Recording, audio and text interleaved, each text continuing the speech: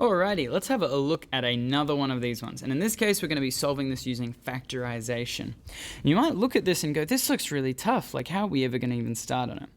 But there's a few pieces of information we need to know. And the big one is this thing right here. You notice that we've got two things, one which looks like 3 to the 2k and one which looks like 3 to the k. Now, these two almost look the same, but we could write them slightly differently. If I write, well, 3 to the k is fine, but I want to write this as 3 to the k to the something. And if I use the multiplication rule backwards, I could go 3 to the 2 times k, which would then be equal to 3 to the k to the power of 2, using the index law, m to the n equals a to the m times n. And because it's symmetrical, you can change the order. If I want this to be n on the inside and m on the outside, well, it doesn't matter the order in which I write them when I do the multiplication. Same thing here. So I can write 3 to the 2k as 3 to the k to the power of 2. And then we've got minus 8 times 3 to the k equals 9. And you go, well, you haven't really made it any easier. But here comes the really big trick. I'm going to say, instead of 3 to the k, let's just write that as a. So now I've got a squared minus 8 times a equals 9. And you go, well, again, that doesn't look any easier. But let me rearrange it slightly. If I take 9 from both sides, well, I would be given a squared minus 8a minus 9 equals 0. And now this is looking really familiar because this is just a quadratic. And I know how to solve quadratics. In fact, they're not terribly hard to solve if I know the strategy. So I'm looking for something that times this to negative 9 but adds to negative 8. Well, it's going to have to be 1 negative and 1 positive, and the easiest factors are negative 9 and positive 1.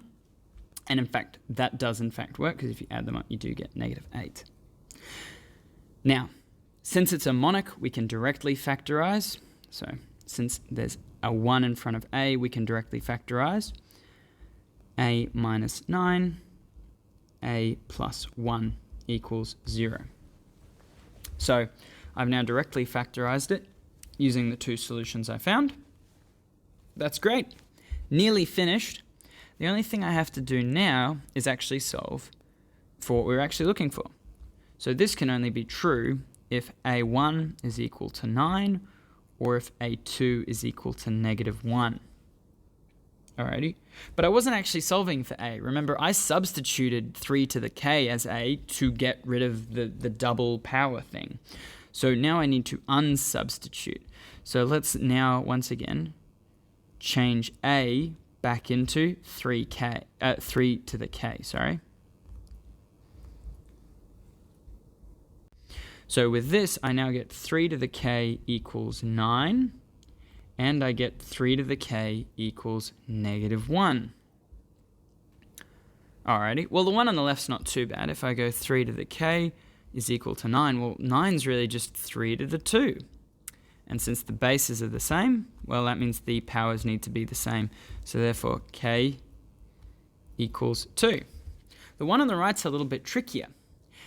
What do I raise 3 to the power of that's going to give me negative 1? Now, if you don't believe me, try this on your calculator. See if you can get a negative number by doing this.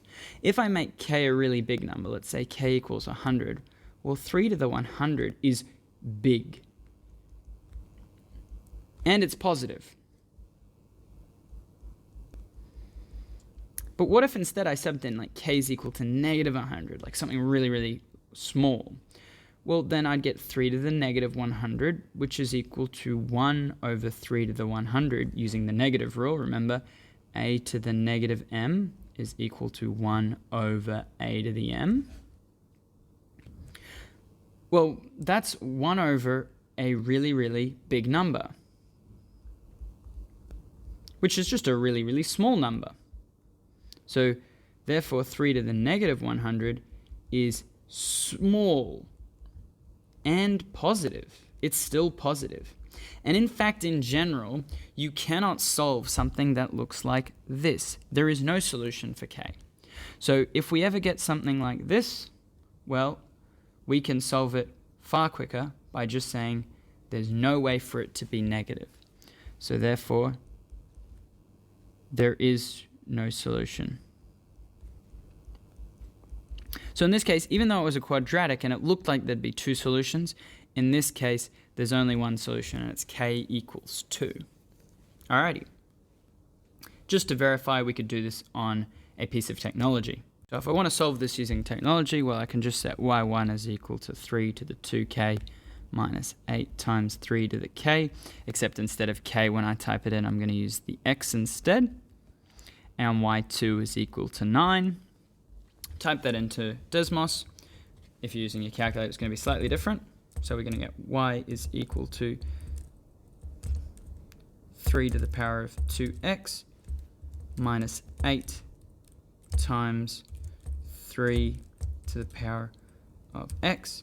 Note, Desmos uses dots as multiplication symbols, and we get our second equation there. And you can see that they intercept 1, and that's when x equals 2, which was our solution, remember? So using gsolve.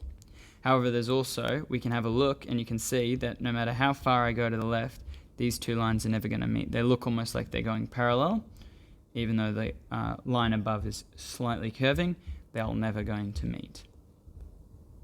Alrighty, so there's our one and only solution. And we can see, even using gsolve intersection, that there's only going to be one solution. Alrighty, see you on the next one. Goodbye.